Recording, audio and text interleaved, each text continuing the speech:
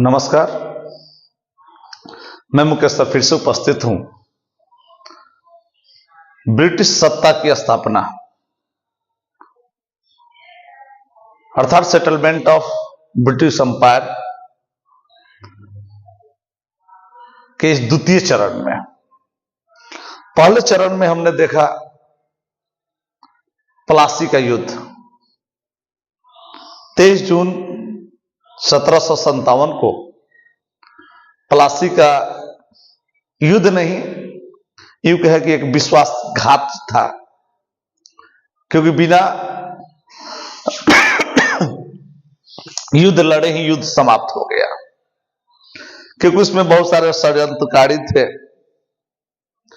जिनमें सिराजुद्दौला की मौसी घसीटी बेगम, दीवान राय दुर्लभ राय, उसके अलावा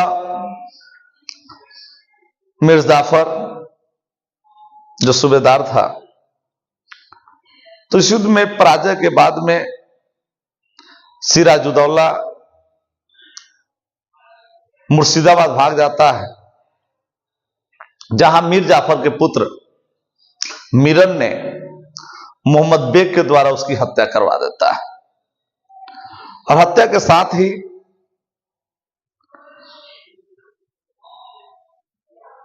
अब अंग्रेज जो है किंग मेकर बन जाते हैं। किंग मेकर अर्थात निर्माता।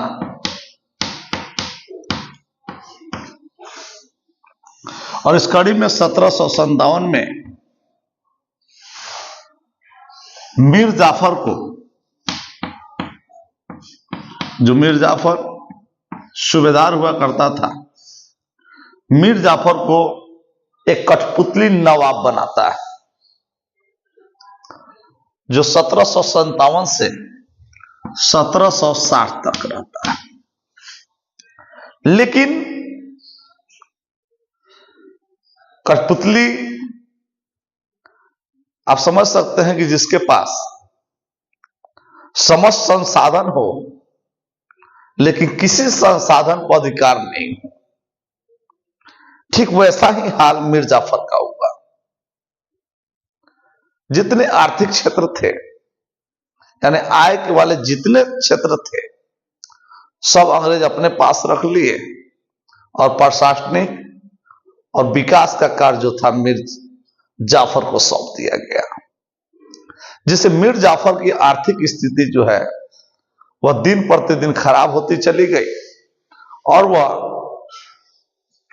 सत्ता संचालन में असहज महसूस करने लगा।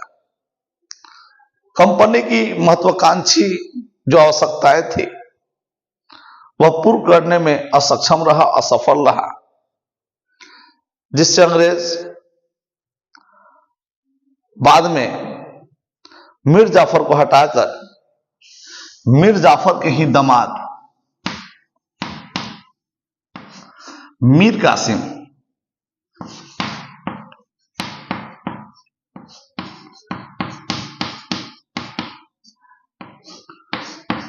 1760 में सत्ता सौंप देता है मीर कासिम को। लेकिन मीर कासिम मीर जाफर की अपेक्षा थोड़ा सा ज्यादा होशियार निकलता है और वह अंग्रेजों के हस्तक्षेप और उसके षड्यंत्र से बचने के लिए बंगाल की जो राजधानी है वह राजधानी ही परिवर्तित कर देता है। जो राजधानी कभी मुर्शिदाबाद थी, वह मुर्शिदाबाद से राजधानी को मुंगेर लेकर चला जाता है। मुंगेर जो बिहार, यानी उस समय सभी बंगाल प्रांत में हुआ करते थे। अब मुंगेर राजधानी ले जाकर के फ्रांसीसियों की मदद से, जो फ्रांसीसी ब्रिटिशर्स अंग्रेजों के कटु दुश्मन थे, वे फ्रांस की मदद से मुंगेर में 2 फैक्ट्रियां, एक तोप कारखाना और बंदूक की फैक्ट्री स्थापित करता है।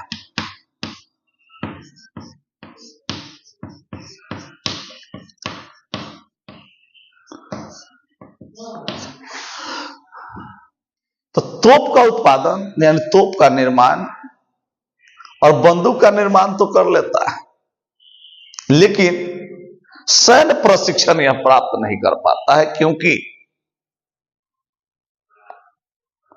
अंग्रेजों और फ्रांसीसियों को युद्ध हो जाता है और फ्रांसीसी तितर बितर हो जाते हैं।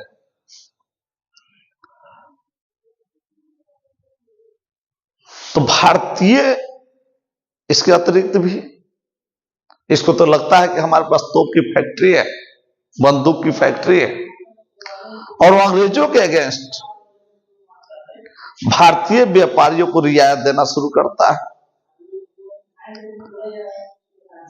भ्रष्टाचार समाप्त करने का प्रयास करता है। दस्तक प्रथा जो फर्रुखसियर या मुगल बादशाह के द्वारा लागू किया गया था, उस पर प्रतिबंध लगा देता है, क्योंकि उसमें केवल अंग्रेजों को टैक्स में छूट दी जाती थी, व्यापार में छूट दी जाती थी, और सबके लिए खिजरी जमा यानी दस्तक समाप्त और खिजरी जमा योजना शुरू करता है, जो सबके लिए रहता है, ये भारतीयों के लिए और गैर भारतीयों के लिए भी। लेकिन ये सब देख करके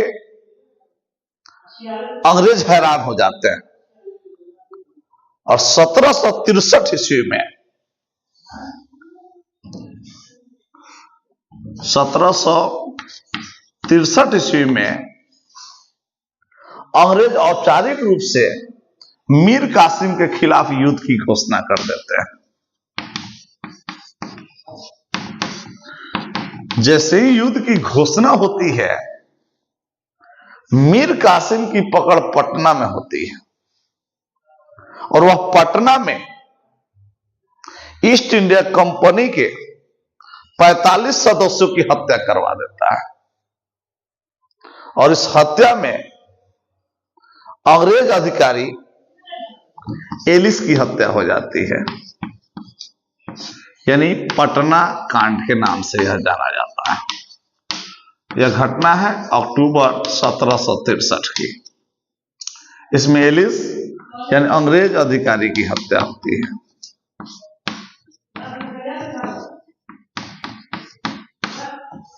इससे अंग्रेज बौखला जाते हैं और मीर कासिम के खिलाफ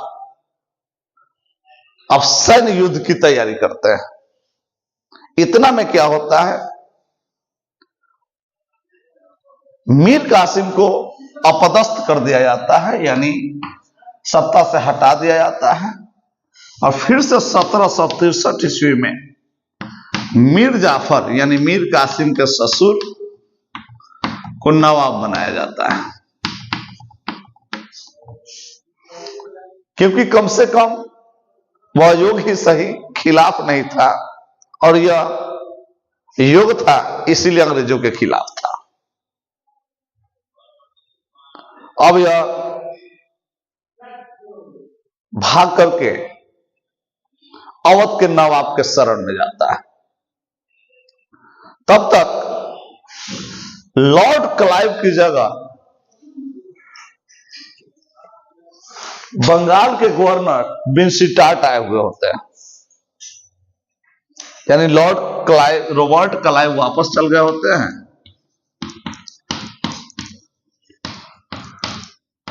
ये वापस गया रहता है, और इसकी जगह पर विंस्टार्ट बंगाल का गवर्नर आया रहता है।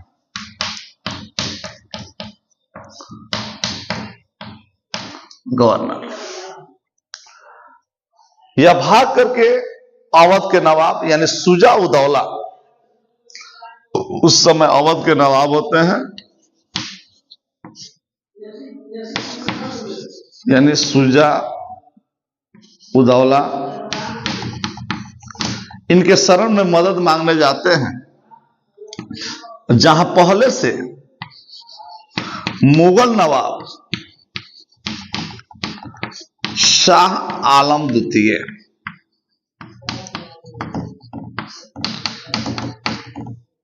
शाह आलम द्वितीय, इनका असली नाम अली गौहर रहता है।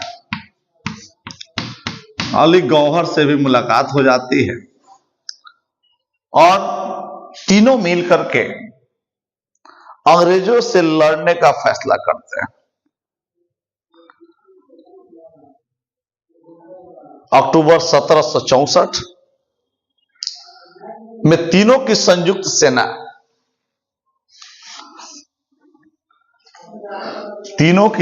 सेना, अंग्रेजों से लड़ने के लिए चलती है। लेकिन उत्तर प्रदेश और बिहार के बॉर्डर यानी सीमा क्षेत्र,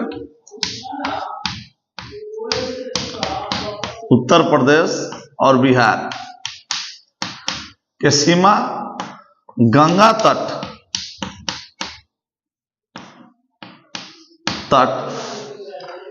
में बक्सर के चौसा में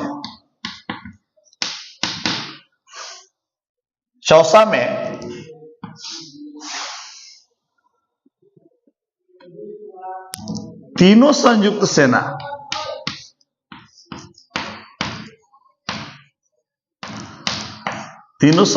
कहने का मतलब कासिम की सेना, अवध की सेना और मुगल की सेना, तीनों संयुक्त का भिड़ंत कंपनी की सेना से होता है।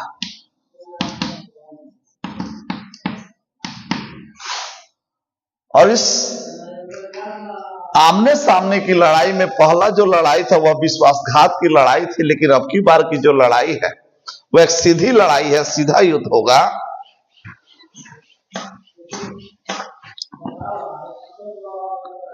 तो तीनों की, इनकी सेना और कंपनी की सेना, आपस में लोगों की भिड़ंत होती है।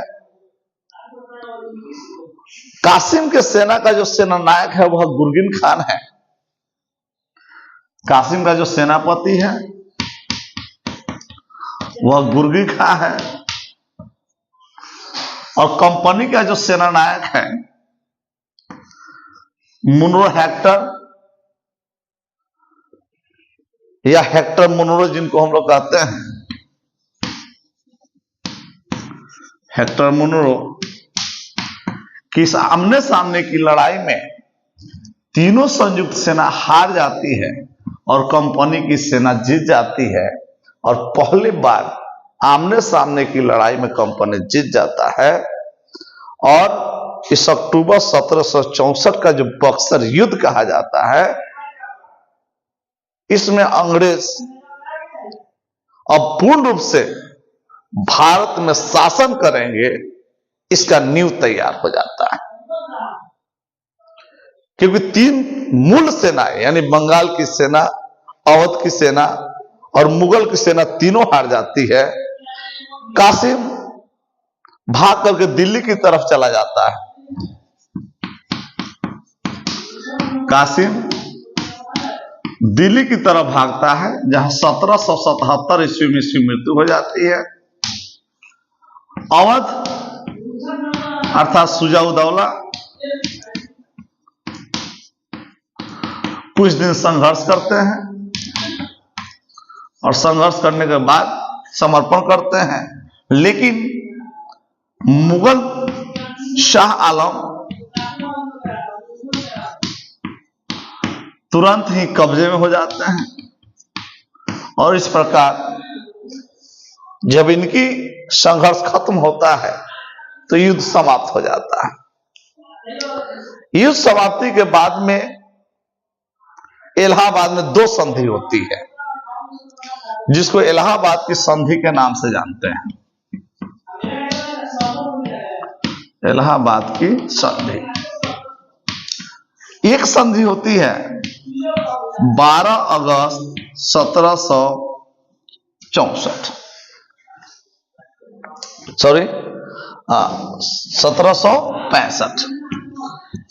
यह जो पहली संधि होती है, यह शाह आलम द्वितीय और कंपनी के बीच, शाह आलम द्वितीय और कंपनी के बीच होती है,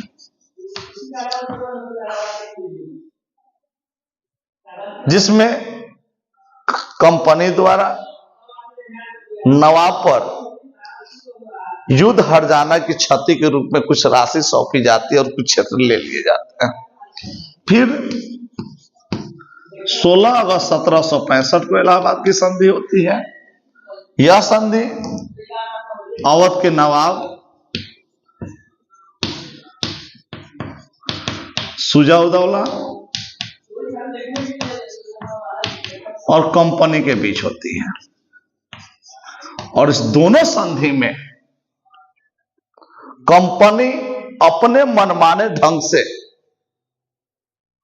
जो उचित लगता है वह डिसीजन इन दोनों पर थोप देता है, और कुल मिलाकर नवाब तो रहेंगे, लेकिन ये नवाब कठपुतली के रहेंगे और इनको व्यापार करने बिना टैक्स के पूर्ण रूप से इनको छूट मिल जाता है। इस प्रकार इनका क्षेत्र विस्तार बंगाल, दिल्ली और समस्त अवध पे हो जाता है। और इस संधि के लिए स्पेशल बिन्सीटाट जो लड़ाई के समय थे, बिन्सीटाट को वापस भेज दिया जाता है और फिर से रॉबर्ट क्लाइव को बुलाया जाता है, और रॉबर्ट क्लाइव वास्तविक सत्ता संस्थापक माने जाते हैं। और 1765 में इस युद्ध के बाद में द्वैध शासन लागू करते हैं, अर्थात ब्रिटिश कंपनी को एक मजबूत स्थिति में पहुंचा देते हैं। इतना सब करने के बावजूद जब ये वापस अपने देश जाते हैं तो इन पे मुकदमा चलता है और इनको आरोपी साबित किया जाता है, और इतने आरोप लगाए जाते हैं कि शर्मसार होकर के यह आत्महत्या कर लेता है। अर्थात ब्रिटिश के नजरिए से देखें तो इतने अच्छे कार्य करने के बावजूद भी इसको इतना मजबूर किया जाता है, इतने इस पे आरोप लगते हैं कि यह सुसाइड कर लेता है। तो आज के वीडियो में इतना ही। फिर हम अगली बार किसी अन्य टॉपिक के साथ उपस्थित होंगे। अगर मेरा यह वीडियो अच्छा लगे तो लाइक करें, कमेंट करें और शेयर करना ना भूलें। बहुत बहुत धन्यवाद।